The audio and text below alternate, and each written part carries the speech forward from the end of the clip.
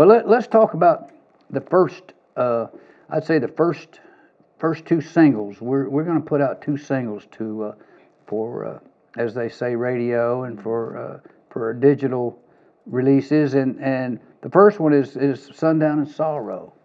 And of course, you remembered right much about the Sundown and Sorrow. Yeah, I remember the Cowboy Copas tribute album that Dad and Red had recorded back probably in the early '60s, I want to say. Not sure the exact date on it, but I do remember that song being on there, and every song on that album was out of this world. It was. And a lot of them had been redone, and people Yeah. have used a lot of that material. Oh my goodness. And yeah. well, I guess Dad was going through listening to material and decided, man, that would be a good one to do again. Yeah. Well, he pegged it for me for the vocals on it because it's right in my register, and of course he was doing the tenor with me, which was wonderful on it. Yeah.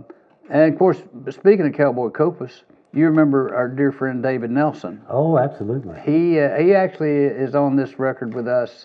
David started one of the co-founders of New Riders of the Purple Sage, and was a friend of ours. And he came in and recorded Alabama, which will be on this new Reno Family record coming out. And I think the whole project will be out October sometime. Right. I know Dad had a project he did years ago, and David played guitar on that. That album, Good Old Boys. The Good Old Boys. Yes, that's a very sought after album now. It is.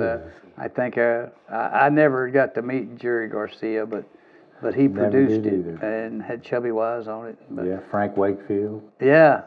So he already had a good groundwork laid in the San Francisco area. So in fact, that's where we recorded this stuff, was out there in near Studio by the Bay, I think it was called. Yes, and it was a gorgeous setting out there. Well, it was. As well as I remember it. But anyway, it was exciting times for us. Sure was. And we enjoyed it so much.